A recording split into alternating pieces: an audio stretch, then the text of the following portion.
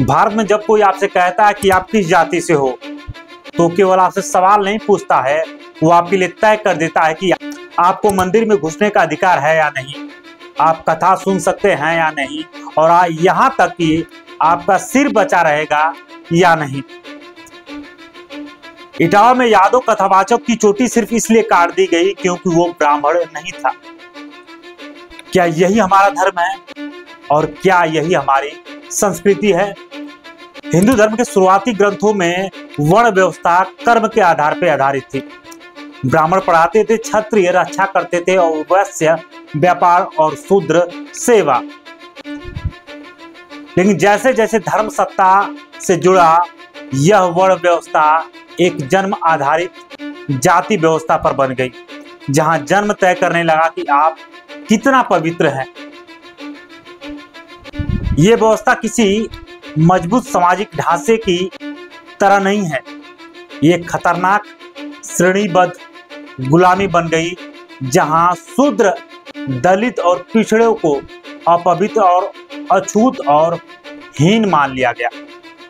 21 जून 2025 उत्तर प्रदेश के इटावा जिले में दो कथावाचक पहुंचे, मुकुटमणि सिंह और संत सिंह यादव।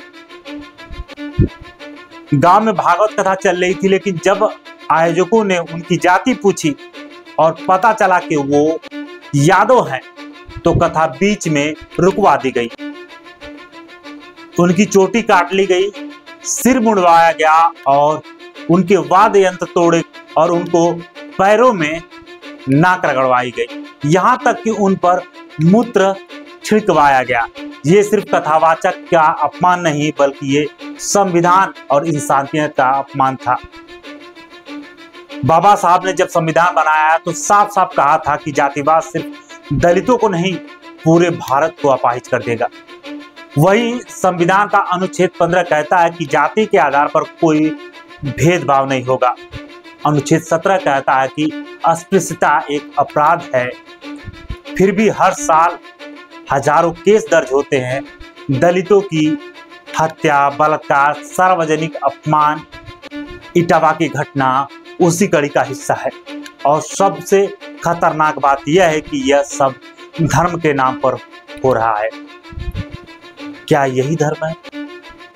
अगर किसी को कथा सुनाने से रोका जाए क्योंकि वो ब्राह्मण नहीं है, अगर चोटी काटना, अपमान करना, मूत्र छिड़कना धर्म कहलाता है, तो फिर सोचिए क्या यह धर्म है या सदियों पुरानी जातिवादी हिंसा की पवित्र चादर? हम जिस सनातन धर्म की बात करते हैं उसमें कहीं भी नहीं लिखा है कि इंसानों को उसकी जाति से मापो, लेकिन आज यही हो रहा है।